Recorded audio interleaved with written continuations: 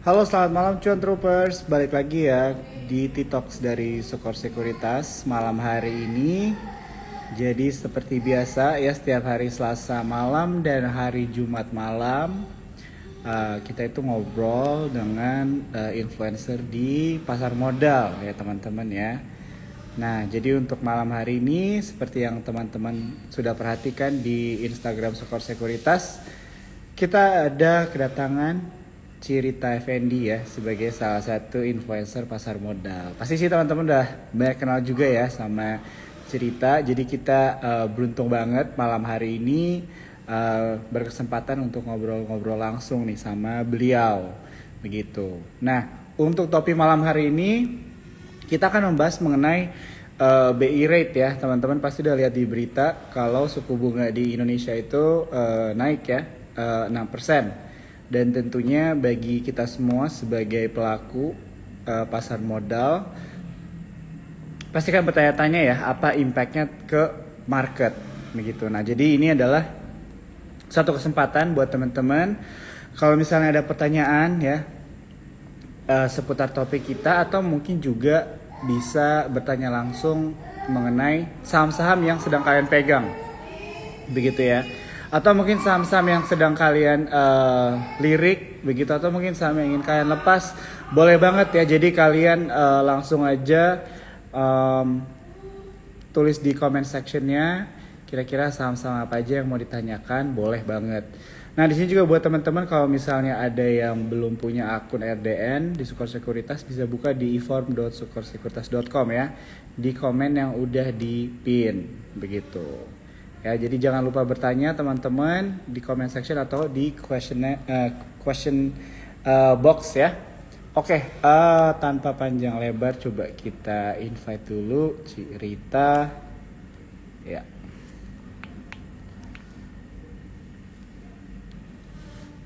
BI rate naik apa impactnya ke market ya? Jadi ini pertanyaan yang actually topik yang bagus banget nih.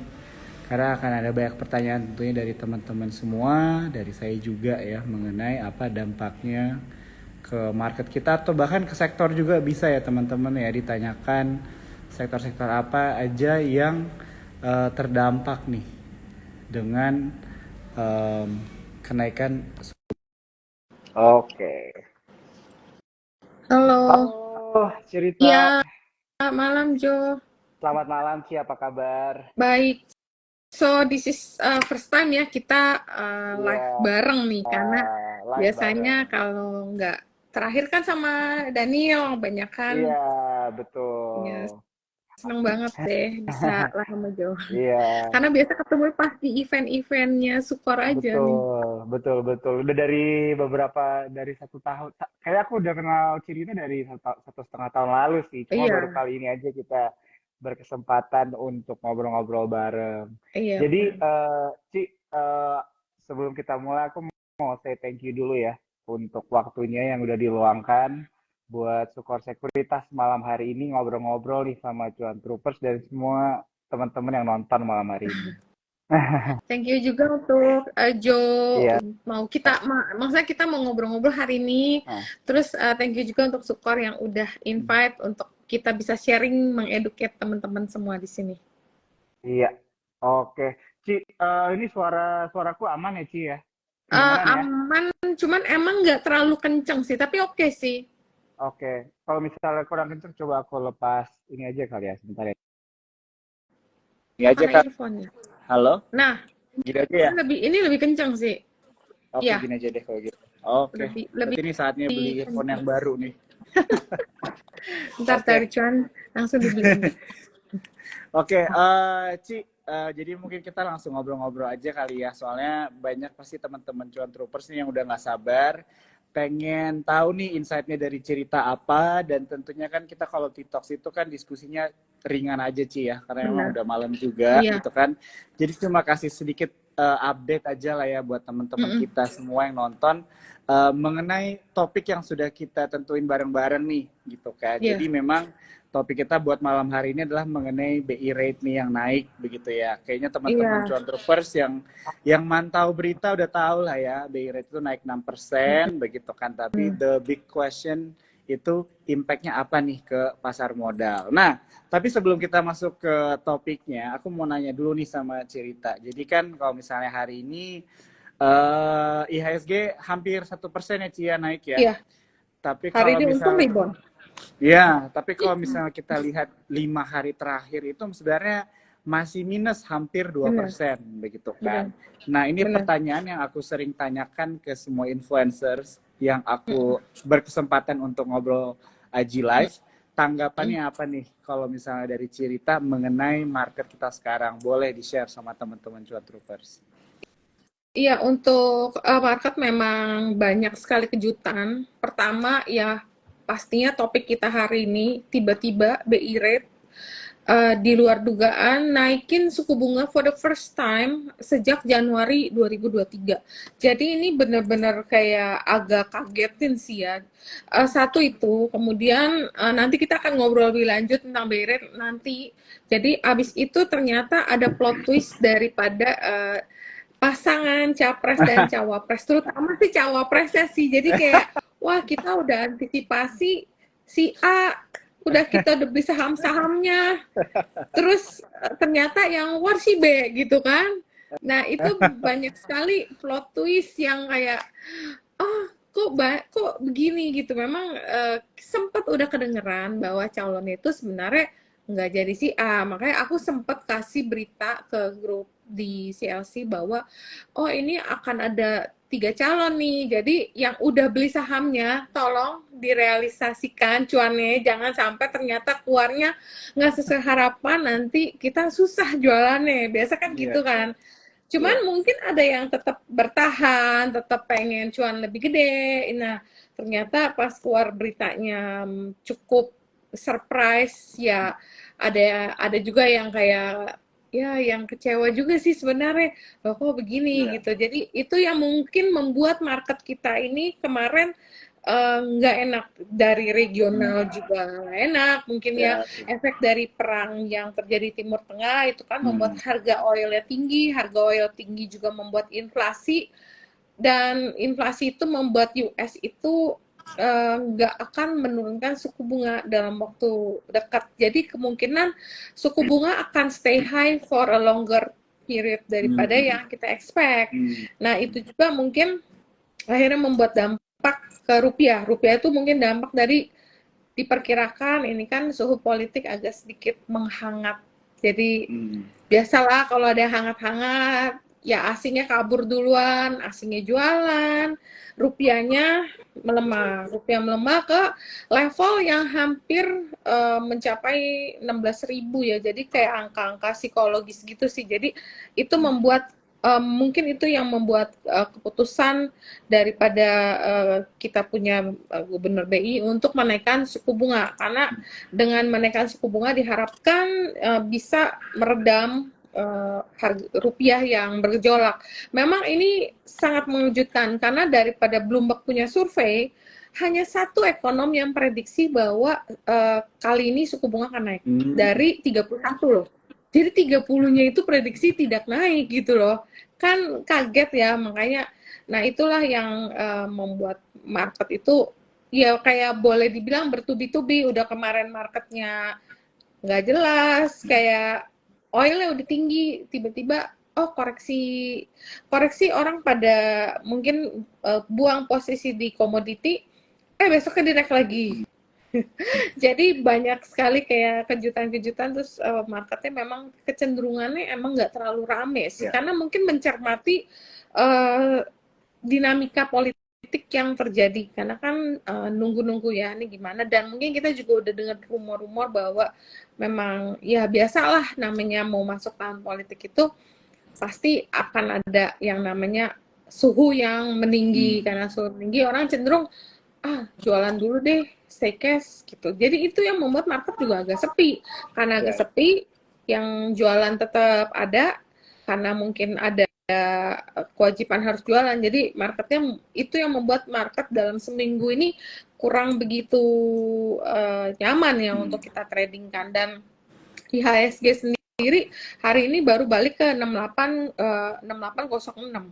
Kemarin itu kan technically memang udah kelihatannya nggak begitu bagus ya, karena dia udah break support channel di 6880 karena udah kena di ngebreak di 6880 itu, jadi kayak berpotensi banget secara teknikal kalau kita lihat dari bentuknya itu kayak head and shoulder. Tapi ini kalau bearish skenario. Kalau skenario ini ternyata nggak terjadi, terus dia bisa rebound, nah ini bisa balik banget ke 6895 atau 6945 kalau memang ada katalis-katalis lain yang bisa mendorong kenaikan indeks. Jadi memang turun-turun ini aku bilang cukup menarik karena banyak sekali bank-bank gede yang terdiskon karena asingnya jualan, dan hari ini ya, dan kita lagi nunggu result juga loh, beberapa big banks ini mau keluarin result, dan resultnya itu kelihatannya udah deket banget nih ya akan dikeluarin. BRI itu akan keluar besok laporan keuangannya tanggal 25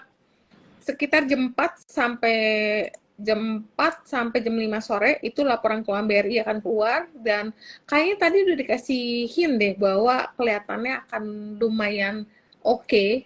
Terus nanti kita habis itu ada Arto tanggal 27 Oktober ini keluarnya pagi, jadi jangan kaget kalau nanti Artonya ada gejolak, karena itu tanggal 27 itu jam 8, perkiraan sekitar jam 8 sampai jam 10 pagi. Habis itu Bank Mandiri tanggal 30 akan mengeluarkan laporan keuangannya, ini juga akan sore. Mandiri harusnya sih cukup bagus ya. Mandiri, kemudian disusul oleh BBNI tanggal 31, perkiraan juga sore jam 4 sampai jam 5. Big Bank rata-rata harusnya oke. Dan ada BJBR juga tanggal 31. Ini beberapa yang bisa aku share untuk laporan keuangan bank-bank yang akan kita tunggu nih resultnya. Oh ya, untuk BJBR itu pagi. BJBR pagi. Jadi ya mungkin nanti akan ada pergerakan. Nah itu beberapa yang menarik untuk kita cermatin untuk laporan keuangan bank, karena banknya memang biasa duluan kan, yang lain agak belakang. Udah ada yang bilang tuh, spill dong Ci resultnya katanya. Mungkin Cirita udah tahu kali financial reportnya katanya. Resultnya kalau bank rata-rata oke sih. Mungkin yang masih kurang terlalu bagus mungkin masih komoditi. Kenapa? Karena komoditi kemarin kan masih harganya belum terlalu tinggi ya. Jadi mungkin belum terlalu bagus lah. Tapi I think it's already well anticipated ya, jadi kayak udah diperkirakan. Jelek itu kadang-kadang kalau kita ngelihat laporan keuangan minus bukan berarti itu akan jelek loh. Mungkin itu udah perkiraan analis atau udah inline. Jadi kita mesti cek juga nih report daripada analis nih sebenarnya berapa sih perkiraan. Kalau memang jelek minus sekian ternyata udah diperkirakan, atau ternyata minusnya itu nggak sejelek yang diperkirakan, itu malah above expectation gitu, malah bisa harganya rebound. Jadi memang untuk laporan keuangan kita mesti hati-hati, nggak cuma liatin angkanya plus banyak atau minus banyak, tapi kita mesti lihat street atau pandangan daripada analis. Dan Sukor juga selalu kan kasih guidance kayak result ini keluar dari Sukor ini inline atau below expectation, itu bisa menjadi guideline buat teman-teman yang trading gitu loh. Ya. Gitu. Oke. Thank you Ci ya. Wah ini banyak banget nih poin-poin, dari tadi aku udah ngingetin semuanya supaya aku summarize tapi banyak banget nih poin-poin yang penting ya buat teman-teman cuan troopers. Ya jadi tadi yang poin pertama banget yang Cirita bilang yang aku ingat itu adalah plot twist ya. Jadi emang benar banget kalau di dalam gak hanya di kehidupan tapi dunia politik juga, ya maksudnya suatu partai bisa di kiri tiba ke kanan banget gitu kan. Jadi emang gak ada rules gitu. Rasanya kan.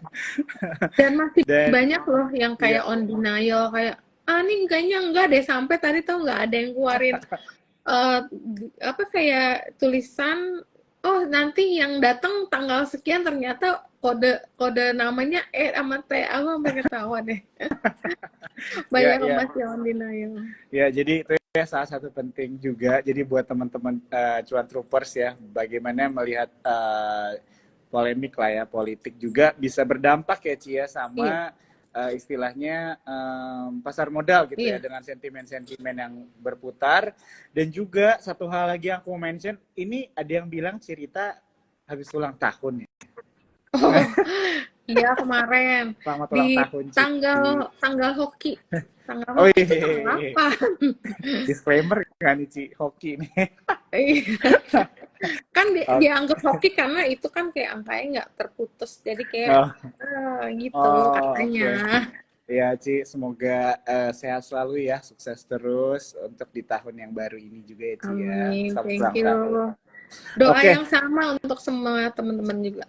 Wah, mantap. Thank you banget ya Cia nih. Setelah bisikan Koberna, sekarang bisikan Cirita ya. Jadi bener ya teman-teman ya. Di sini kalian jangan sampai nggak nanya ya. Kalau misalnya ada pertanyaan-pertanyaan yang mau ditanyakan sama Cirita, boleh banget ya. Jadi topik kita malam hari ini walaupun santai, tapi menurut aku tetap daging banget ya. Benar. Dan tadi juga Cirita juga mention penting banget mengenai cara melihat financial report ya Cia. Jadi memang Ya, kalau misalnya ada sesuatu yang jelek, tapi itu belum tentu buruk gitu ya, ya, karena mungkin sudah jangan. inline sesuai dengan analis juga. Mm-mm. Jadi perlu di compare juga mungkin sama financial report di kuartal sebelumnya Iya, juga ya Ci kan, gitu iya. kan. Mm-mm. Mhm. Tuh. Wah, cucunya Terus makin awet muda. enggak lah, awet muda karena Joe-nya glowing jadi mental di sini. Ini keringetan sih, Jakarta panas. Oke, oke. Oke, jadi Iya. tadi actually Cirita udah mention ada beberapa poin-poin penting juga mengenai banyak bank tadi Ci ya. Jadi Mm-mm. bisa dibilang bank-bank yang financial reportnya mau keluar ini bisa dibilang akan jadi momentum juga gitu kali Mm-mm. ya. Kalau misalnya memang financial reportnya secara general Iya, itu sesuai ekspektasi, ini juga bisa nge-boost appetite para investor juga kali iya. ya Ci ya, bisa dibilang kayak gitu ya. Cuman karena marketnya lagi istilahnya lagi kurang enak, Hmm. mungkin belinya pas lagi koreksi. Ah, Itu lebih istilahnya risk kita itu lebih limited ya. Kalau misalnya kayak misal hari ini rebound, terus kita beli hari ini pas hijau, nanti besok ada keluar berita lagi, beritanya aneh-aneh lagi, ntar kayak hmm. asli jualan lagi, nanti kita jadi rugi lagi. Jadi mungkin kalau ada koreksi buy on weakness aja, karena marketnya memang lagi banyak orang bilang tuh lagi susah gitu, karena ya bagaimana nggak susah, orang hari ini kita lagi anak-anak main komoditi, tiba-tiba ini oilnya turun banyak, Hmm. semua pindah ke Hmm. consumer, cari aman, karena consumer itu kan kebutuhan ya, jadi Ya, ya. tetap orang banyak yang hiding di sana, backbone-nya juga daripada untuk buy side, jadi pindah lagi, tiba-tiba ada perang, minyaknya naik lagi, pindah lagi semua. Jadi memang agak ini sih, marketnya memang Ya, ya. banyak sekali gejolak ya. Apalagi memang bulan Oktober ini bulan Halloween, ya kan kemarin kita Hmm. party Halloween Nih. juga sama Sukor dan banyak dapat insight juga nih dari Ya, ekonomi ya, Sukor. ya, ya, Pak Mike yang bagus ya, banget sih selalu. ya, ya. Gitu. Benar-benar menarik ya Ci ya, memang jadi relatif bisa dibilang cukup sepi lah ya market Iya, sekarang agak. dengan banyaknya sentimen yang sedang berjalan. Jadi mungkin banyak posisi para pelaku pasar modal itu masih wait and see ya Ci ya, bisa Mm, dibilang kayak gitu ya. benar, Nah tapi benar. kalau secara personal cerita sendiri Mm. benar-benar dalam posisi wait and see atau masih bisa tetap ada opportunity nih, mungkin teman-teman cuan troopers yang bisa perhatikan di pasar modal untuk Oh, cuan. tetap sih market itu mau marketnya bagus atau jelek, kalau Hmm. kita memang selalu in the position, selalu kita di depan monitor, ada aja sih peluang. Cuman Hmm. memang kita lebih hati-hati aja. Kalau Hmm. naik udah terlalu tinggi, ya udahlah, skip aja, anggap aja kita nggak rezeki karena ketinggalan kereta. Hmm. Kita cari kereta aja yang lain. Kan di market ini banyak banget eh, potensi yang bisa kita beli karena saham itu ada ratusan kan. Hmm. Kalau yang udah naik, ya udah kita cari yang belum naik atau mungkin sektor yang sama tapi ini belum jalan, ya kita beli itu. Misalnya contoh kayak kemarin kayak sahamnya Pak Ete itu kayak ABA kan karena dia 10% mungkin lebih cepat naiknya. Ada Mari yang belum jalan pada saat itu belum terlalu tinggi. Nah, ini contoh aja ya. Jadi Ya, ya. kita mungkin bisa cari alternatifnya kalau misalnya udah ketinggalan. Kalau udah naik ya udah tunggu besok. Karena market itu pasti akan koreksi lagi, nggak kayak yang market bullish. Kita ini sebenarnya masih di bear market gitu loh. Karena bear market ya kecenderungannya naik terus turun karena confidence orang untuk ke whole long term itu lebih lebih dikit ya, lebih pendek. Jadi kayaknya orang itu nggak terlalu pede untuk kayak keep, makanya market tuh naik turun, nggak bisa kayak naik kayak waktu COVID dulu kan, lebih confident gitu. Confidence-nya agak emang nggak terlalu bagus karena memang di sektorial sendiri juga kalau aku ngobrol mereka juga bilang dagangan sepi, banyak yang kayak orderan juga turun, jadi itu sebenarnya pengaruh juga sih ke ekonomi kita Ya, gitu ya, loh. ya. Oke, oke. Thank you ya Ci buat insight-nya ya. Nih buat teman-teman cuan troopers yang nanya udah lumayan banyak banget ya. Emang selalu rame nih kalau misalnya cerita yang Aji live. Nah, jadi mumpung lagi rame gini, Ci ya, aku mau ngasih sedikit dulu nih, ada iklan ya buat teman-teman kita yang nonton malam hari ini. Biasanya kita pilih cuan troopers yang pertanyaannya paling bagus. Malam hari ini buat teman-teman cuan troopers nih ya yang lagi nonton. Jadi kemarin kan cerita tadi udah mention mengenai Halloween party ya sama Sukor Sekuritas. Di acara itu Ci ada rilis buku juga kan yang Iya baru kan benar, dari Sukor Sekuritas kan. ada dong. Iya, The Art The Kan sih Art buku of aku. The Art of Investing. Nah, itu bukunya. Ya, The Art of Investing. Ini teman-teman, aku mau kasih dua buku ini ya, Art of Investing. Aku mau kasih buat dua orang yang nonton malam hari ini. Cara pemilihannya adalah kalian coba tulis di comment section. Gue mau kalian say something nice, something thoughtful buat cerita nih yang berulang tahun ya. Jadi say something nice, harapannya gimana bisa ditulis di comment section ya.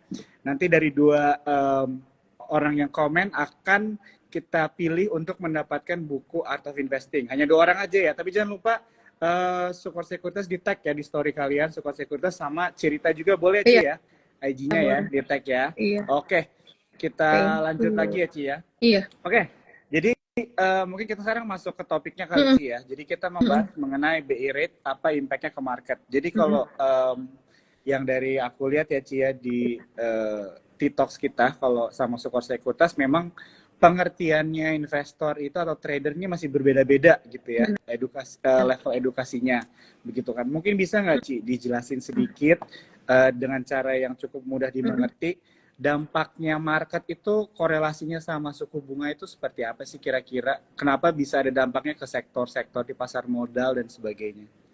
Iya, emang kalau suku bunga itu umumnya kalau naik itu uh, buat pasar modal biasanya kurang positif karena dianggap orang akan pindah dananya ke deposito yang returnnya lebih tinggi dan pasti gitu loh. Itu secara umum. Tapi di sini sebenarnya untuk Indo nggak juga karena memang Indonesia itu untuk sahamnya itu beragam dan banyak. Nah, tapi yang di sini kita bisa lihat untuk sektor yang diuntungkan kalau ada kenaikan suku bunga, boleh dibilang sektor itu adalah salah satu IDX Finance.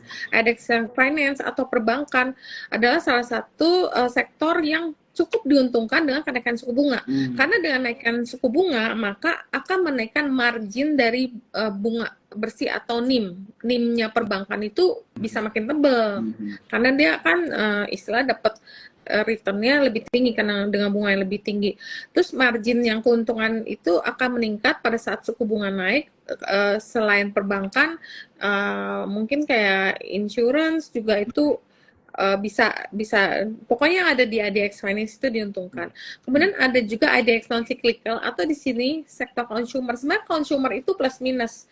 Jadi plusnya dulu kita sebut plusnya itu dengan kenaikan suku bunga kan bisa menjaga stabilitas rupiah terhadap USD. Jadi USD itu biar nggak terlalu bergejolak, suku bunga naik lebih stabil. Jadi dia punya daya belinya juga lebih terjaga sama biaya produksi sama pembelian produk bahan-bahan bakunya kan jadi istilahnya yang tadinya kalau nggak diredam pakai suku bunga mungkin dolarnya udah lebih tinggi lagi. Nah ini positifnya di sini. Tapi untuk consumer juga bisa dirugiin kalau suku bunga tinggi karena dengan suku bunga tinggi, maka biaya hidup kan jadi lebih tinggi karena harus bayar cicilan yang tadinya bunganya berapa, bunganya jadi makin tinggi. Jadi kan bebannya lebih berat. Karena bebannya lebih berat, jadi daya belinya kan terpaksa berkurang gitu. Nah, ini juga yang bisa kita bilang terdampak ya. Kemudian ada juga IDX Health di sini yang diuntungkan. Sebenarnya nggak direct untung, cuman IDX Health ini kan sektor kesehatan erat sekali hubungannya dengan obat-obatan, dengan segala macam kebutuhan untuk penyembuhan penyakit. Itu banyak sekali barang import ya, secara nggak langsung. Misalnya rupiahnya bisa dijaga stabilitasnya, ya rupiahnya lebih nggak liar kenaikannya, ya obat-obatannya mungkin bisa lebih terjangkau dan orang yang berobat juga tetap bisa berobat. Kalau nggak misalnya dia terlalu tinggi kan juga orang akan ya mungkin pakai alternatif aja deh, ke dukun aja deh. Nah, nah terus kita balik lagi kan ke sektor yang kurang diuntungkan. Oh ya, tapi untuk sektor consumer hari ini ada yang sangat menarik karena pemerintah memberikan BLT sebanyak 200.000 selama 2 bulan, yaitu di bulan November dan Desember itu dikasih bantuan tunai langsung 200.000. Nah, jadi orang bisa belanja nih, belanja shampoo lagi di Unilever, mungkin bisa beli Indomie stok. Itu ada yang diuntungkan di sini.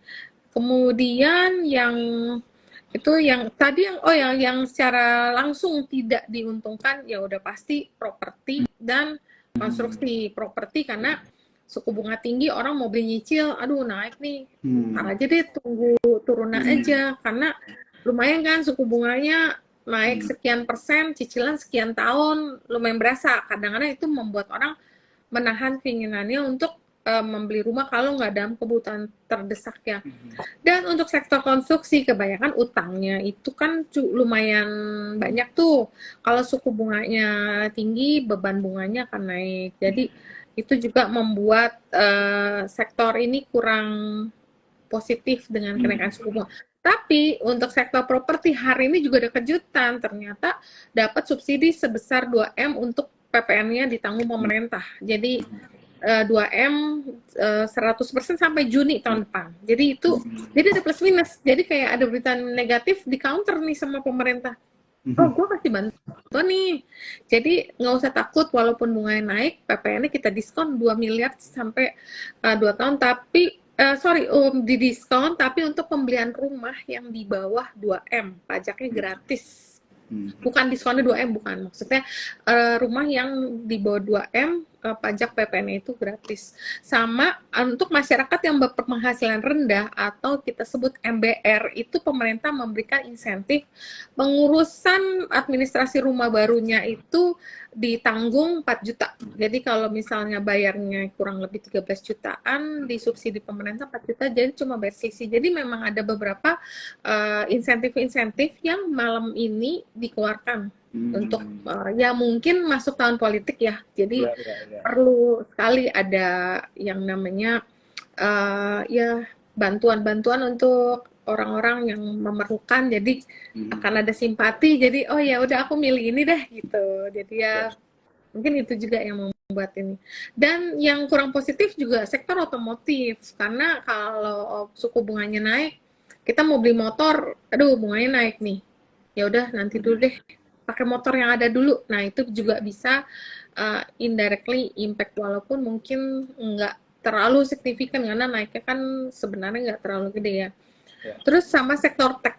Sektor tech ini juga kurang positif. Kenapa? Karena sektor tech itu kan berasumsi banyak menggelontorkan uang untuk bakar, untuk promote. Jadi karena kalau banyak promote, banyak menggunakan dana, umumnya kan dana pihak ketiga atau pinjaman. Kalau suku bunganya tinggi kan jadi beban bunganya juga naik. Dan untuk IDX Infra yang tower-towran itu juga kan biasa beban pinjamannya cukup tinggi. Jadi untuk sementara kurang begitu diuntungkan lah.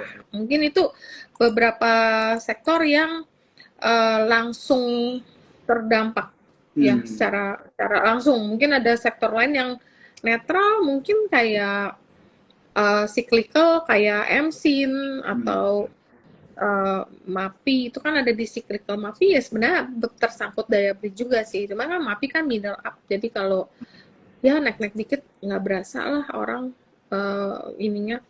Jadi yang cyclical itu juga nggak terlalu berdampak. Yang transportasi kayak Bluebird suku bunga naik, aku rasa nggak terlalu berdampak banyak. Jadi boleh dibilang netral. Kemudian ada juga yang industri Astra itu karena itu masuk otomotif tadi kita udah mention ya.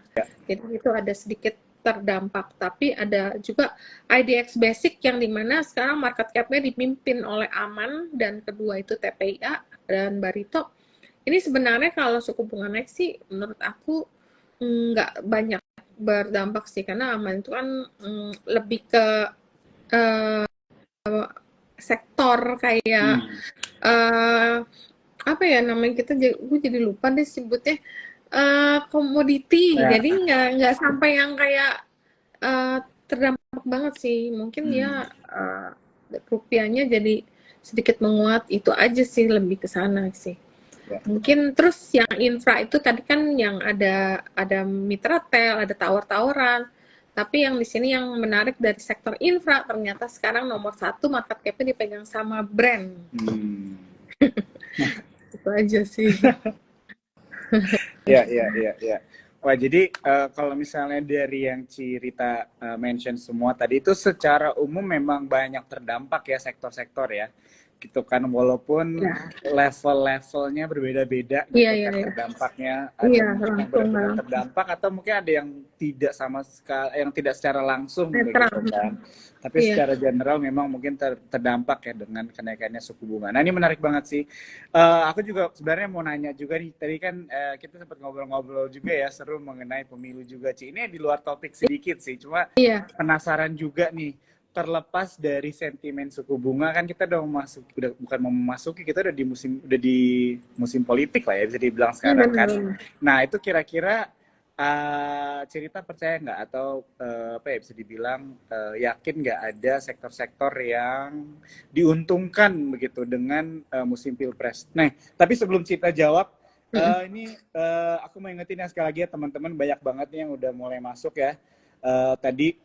Jadi buat kalian yang baru join, kalian dapat buku The Art on Investing ya secara gratis. Caranya cuma kalian tinggal screenshot aja story ini, tag Sukor Sekuritas, tag Cirita juga, begitu kan. Requirement-nya kalian say something nice, thoughtful, maybe can be funny juga ya, karena Cirita salah satu influencer kita habis ulang tahun. Nah itu bukunya. Ya dia ngomong Ci ke pasar membeli mangga hijau manis rasanya bertambah usia cerita tercinta cuan selalu dan bagi. Wah ini niat banget tuh. Keren. Itu bakal diinget tuh ayo coba mana yang kalah dan yang lain. Pokoknya hijau-hijau inget deh. Oke Ci, jadi tadi balik lagi Ci sama pertanyaannya yang kalau misalnya terlepas dari suku bunga, sentimen musim politik, kira-kira ada nggak nih sektor-sektor menarik gitu kan? Kalau misalnya kita lihat, kayaknya kemarin aku tuh sempat baca data Ci, jadi dari 3 pilpres terakhir, kalau nggak salah ISG itu selalu menarik begitu. Jadi ada kenaikan, ada yang 1, berapa persen, ada yang 8%, kalau nggak salah itu tahun 2014 atau 2019 ya, aku lupa. Jadi pokoknya selalu menarik begitu kan. Nah, sekarang juga kalau lihat dari berdasarkan data kan kemungkinan akan menarik juga nih ISG pasti musim politik. Tapi kan tentu ya dengan adanya geopolitical di luar dan global ekonomi yang cukup ya abu-abu banget gitu kan. Mungkin ada tantangannya juga sih ya. Jadi nggak bisa tok kita lihat hanya musim politik pasti menarik nggak juga. Nah tapi kalau pendapat dari Cirita sendiri kira-kira gimana nih musim politik ada nggak sektor-sektor yang bisa diuntungkan? Sebenarnya untuk istilahnya kita masuk ke pilpres kalau berdasarkan data historical menjelangnya memang bumpy naik turun. Tapi setelahnya berdasarkan data historical umumnya naik. Setelah kita menemukan pemenangnya nih ya, setelah kita dapat calon presiden baru entah dari mana ya kita nggak tahu, itu biasanya naik umumnya. Jadi tapi sebelum dia terpilih pastilah menjelang pesta demokrasi ada aja ntar misalnya calon yang kurang disukain oleh pasar, misalnya dia leading secara hitungan antara quick count-nya kalau udah ada quick count-nya kalau dulu ya aku tuh tahun berapa ya, itu yang zamannya Bu Mega sama Pak Gus Dur ya, itu Hmm.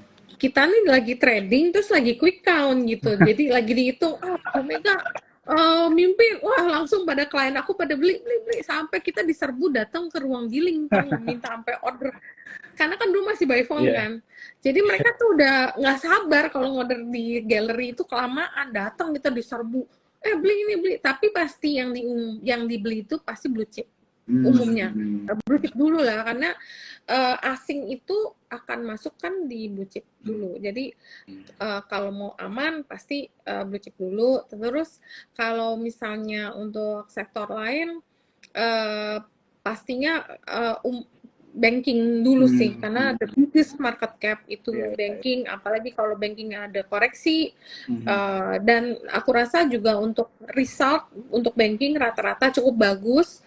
Kemudian mungkin consumer beberapa itu juga menjadi incaran, terutama mungkin yang nanti juga kalau misalnya kita tunggu sampai akhir tahun ini kelar, itu sebenarnya ada beberapa saham yang juga menarik karena sering memberikan interim dividen. Kemarin kan udah diumumkan Silo.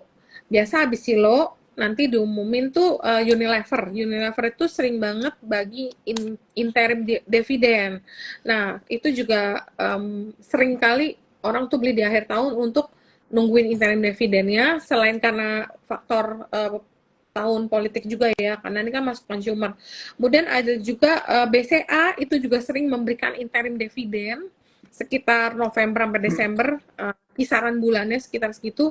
Kalau grup Astra kan udah nih baru selesai bagi-bagi. Adaro itu juga yang udah langganan bagi interim dividen, itu biasa sekitar Desember. Jadi nah kalau misalnya sektor Komo ini sangat bergantung dengan perkembangan kita punya di luar nih, misalnya Timur Tengah nih gimana sih, masih panas atau makin memanas, apa perang itu makin meluas. Jadi kalau untuk komoditi ini bukan karena pilpresnya, tapi lebih karena suasana di luar. Tapi untuk pilpres umumnya banking karena the biggest market cap, karena asing kalau kita udah menemukan pemenangnya, biasa asing akan masuk itu dulu banking sector. Kemudian consumer, karena consumer dipercaya biasanya dapat ya kayak gini, dapat dana bantuan tunai 200.000. Nah, bisa beli mungkin beli ciki atau beli Indomie atau beli beras ya, itu sektor consumer juga menjadi sektor yang lumayan diincar juga ya. Apalagi kalau kita belinya pas lagi koreksi nih kayak kemarin. Alfamart juga tuh, Alfamart, Midi. Nah, dapat duit bantuan atau dapat duit. Jadi kalau ikut kampanye misalnya dapat uang rokok atau uang transport, langsung deh belanja di Indomaret. Belanja Indomaret, belanja di Lawson. Nah, itu mungkin itu juga positif. Nah, terus kalau Mayora, kebetulan Mayora memang ada ekspor kan. Jadi kalau USD lagi menguat begini, dia diuntungkan. Jadi ya Mayora itu terdampak dari currency sama juga karena sektornya itu masuk consumer ya. Cepin, ayam-ayaman, Java. Nah, kita lihat nih the cheapest meat yang paling murah kan ayam. Jadi banyak juga tuh harga, maka saham-saham ayam itu di luar perkiraan itu ternyata kemarin tuh sempat rally lumayan. Dan kalau kita lihat nih saham PMMP yang erat kaitannya dengan Kaisang gitu. Nah, PMMP naiknya lumayan tinggi karena PMMP itu adalah udang yang dulu aku suka bilang udang digital, sebenarnya sih udang biasa, cuman ya karena dulu lagi trennya digital kita bilang udang digital. Nah, PMMP naik, kalau kita lihat hari ini Cepro-nya juga naik. Cepro itu sebenarnya juga masuk consumer dan harga-harga 55, 56 biasanya ada yang beli juga. Nah, itu karena saham yang relate sama Kaisang itu PMMP, terus Thais juga kan brand ambassador. Thais tuh sempat naik loh kemarin, tapi ya aku sih nggak beli ya karena aku nggak terlalu ngerti pergerakannya. Cuma kemarin aku lihat, wih gila naik juga nih barang gitu, sempat naiknya lumayan kemarin. Waktu di awal-awal berita yang kemarin Gibran jadi wapres itu sempat naik sebentar. Cuman emang ini barangnya banyak banyak trader, jadi agak susah, makanya aku nggak pernah beli juga karena nggak ngerti. Jadi mungkin itu beberapa yang erat kaitannya dengan pilpres. Tapi nanti kalau udah ketemu nih calonnya, kita lihat lagi program-programnya mereka bagaimana. Kalau misalnya yang shortlisted nanti Pak Ganjar sama Pak Prabowo, sebenarnya mereka punya program itu mirip. Jadi nanti ya balik-balik infrastruktur akan lanjut, IKN lanjut, apalagi mungkin yang komoditi EV itu lanjut. Jadi sebenarnya nggak terlalu banyak berubah dengan yang sekarang. Ya, jadi itu hanya melanjutkan yang udah dijalankan oleh Pak Jokowi gitu. Jadi ya kurang lebih kayak gitu sih. Oke, thank you ya Ci untuk insight yang udah dikasih ya mengenai musim politik ya teman-teman Cuan Troopers ya. Jadi buat kalian yang baru join, kalau misalnya baru join live ini di tengah, jangan khawatir karena IG Live ini di save ya di Sukor Sekuritas. Nanti kan kalau mau nonton dari awal bisa banget, jadi nggak akan ada yang ketinggalan. Oke Ci, waktu kita tinggal 10 menit lagi nih, jadi mungkin kita pilih-pilihin pertanyaan dari teman-teman Cuan Troopers untuk dijawab, nggak apa-apa ya? Boleh ya? Oh ya, nanti aku mau promo kelas offline yang disupport oleh Sukor. Jadi Sukor ini salah satu sponsor kita. Aku iklan dulu ya sebentar ya. Jadi tanggal 2 Desember 2023 sekitar jam 8 pagi hingga 2 siang kurang lebih ada event kelas offline yang disponsori salah satunya oleh Sukor Sekuritas. Di sana kita akan belajar fundamental yang diajarkan oleh Cicuai. Kemudian kita udah belajar teknikal, tapi teknikalnya kali ini bukan teknikal yang biasa yang cuman trading jangka pendek, tapi lebih ke Mark Minervini punya teknikal. Jadi gimana kita menemukan saham-saham yang berpotensi multi-bagger, jadi bisa naiknya berlipat-lipat. Itu ada beberapa kriteria. Jadi kalau saham kamu pegang udah memenuhi kriteria ini, mungkin kamu hold karena ini kemungkinan besar adalah Mark Minervini. Nah itu kita akan belajar nanti sama Pak Satriawan, CTA, CEWA, dan ada juga kelas algoritma yaitu menghitung flow yang diajarkan oleh Pak Handoyo Syarif, dan tiketnya itu nilainya 1.800.000, udah termasuk coffee break, lunch, goodie bag, dan kapasitasnya terbatas. Tiket bisa dibeli di blibli.com. Oke, paling gitu aja. Oke, Ci. Tapi nanti kalau misalnya ada mungkin teman-teman Cuan Troopers yang mau follow up sama kelas-kelas ini, boleh hubungin dari Instagram cerita aja kali boleh. Ya, DM ya. Boleh ya? Boleh Instagram aku atau Instagram IIE juga boleh. Oke ya, jadi teman-teman jangan sampai miss ya, kelasnya tadi cukup menarik banget ya. Yang paling aku ingat tadi ada kata multi-bagger nih, jadi penting banget ya untuk kita mempelajari istilahnya kriteria saham yang ada potensi multi-bagger ya. Jadi yang namanya belajar itu kan nggak pernah cukup ya teman-teman ya, kita harus tetap menambah ilmu begitu. Oke, Ci, kita mungkin mulai langsung ambilin pertanyaan-pertanyaan dari Cuan Troopers ya Ci ya. Tadi ada yang nanya mengenai Sido, Ci. Sido boleh diserok nggak katanya tuh kira-kira? Kalau dari Cita sendiri ngelihat Sido gimana nih? Sido aku beli loh, tapi emang sahamnya lemot gitu, lambat. Cuman ya memang yang aku tergiur sih karena dia ada dividen, di mana dividen itu kumnya itu tanggal 31 Oktober, jadi udah lumayan deket nih dapat dividen 12,6 perak lah. Harga sahamnya kan sekarang berapa sih? Aku beli itu udah berapa minggu lalu kali, karena analis aku suka, dia bilang Sido bagus nih, Sido bagus. Ya karena harga di 500-an itu biasa harga yang cukup menarik sih secara historical untuk kita beli ya kalau Sido. Tapi kalau misalnya kalian mau manfaatin short term untuk ngambil dividen itu juga boleh. Mungkin bisa dijual pas biar di-secure dulu cuannya, karena kadang-kadang seringkali market yang sekarang begitu X itu terkoreksi. Tapi kalau memang buat jangka panjang atau menengah, kalau kita lihat teknikal ya oke juga sih, menarik. Ini lagi dia mau ngetes ke MA50. MA50-nya itu 605. Kalau dia bisa nge-break di atas 605 secara teknikal itu akan jauh lebih menarik. Cuman kalau mau beli sekarang juga masih oke sih. Cuman ya as usual ini barangnya pelan ya. Iya. Emang tipikalnya alon-alon asal kelakon. Pelan. Oke. Thank you Ci. Oke, buat yang nanya Sido tadi udah dijawab ya. Kita lanjut lagi nih, Cirita ada yang nanya dari Francisca. Kalau Esa gimana nih Ci? Esa view-nya? Esa yang amonia ya? Iya, Iya. Esa.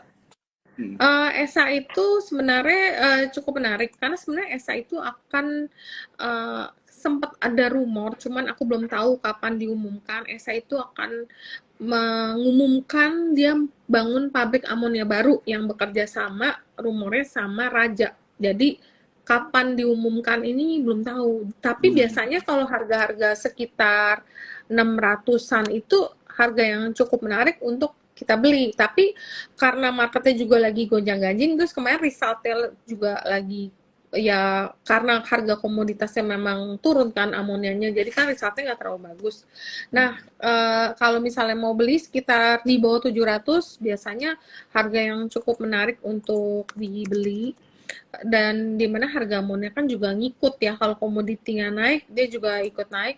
Dan kalau secara teknikal ya MACD-nya hampir mau Golden Cross, cuman ya belum.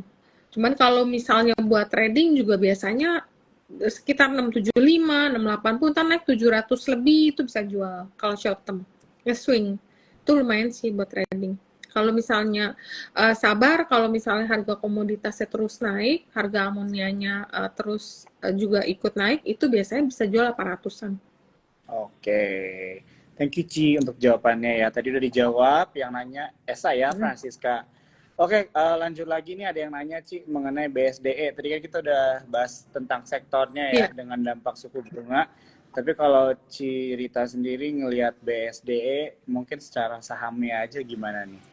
Nah, BSDE ini menarik banget karena ini kalau kita baca itu berita selalu yang ngeborong tuh direksinya nambah, pemegang sahamnya nambah. Nah, kalau orang-orang dalam itu consider sebagai smart money. Hanya orang dalam yang mengetahui secara pasti kinerja perusahaan itu karena dia yakin makanya dia beli. Kalau misalnya saham yang ada investor dalamnya beli, direksinya beli atau pemegang sahamnya beli, biasanya sih umumnya mungkin ada sesuatu yang kita belum tahu gitu loh. Cuman kapan akan benar-benar jalannya mungkin nanti tunggu berbarengan sama sektornya itu bergerak naik. Nah, kayak PT Paraga Artamida itu kan salah satu pemegang saham. Itu mereka keep on buying gitu. Harga 1021 dia beli. Nah, kalau mau beli BSDE itu biasanya kalau dia turun di bawah 1000 itu cukup menarik. Tapi kalau di atas 1000 karena sektor properti belum strong katalisnya tuh kadang dia naik tapi koreksi lagi. Tapi ini memang pemegang saham dalamnya itu sering banget kumpulin. Mungkin dikumpulin sampai kering nih, jangan dikeringin. Ntar kalau udah kering baru nih jalan kali ya, tapi nggak tahu. Oh ya, tapi semuanya disclaimer ya. Disclaimer on. Disclaimer ya teman-teman ya. Oke. Udah di-share ya sama cerita view-nya mengenai saham yang ditanyakan. Kita lanjut lagi Ci ya. Ini ada yang nanya BRIS. Kalau BRIS cerita ada tanggapannya nggak? Nah, kalau BRIS ini kan sebenarnya ada beberapa katalis, yaitu nanti dia akan ngambil spin-off dari BBTN, kan akan di spin-off dia punya syariah bisnis.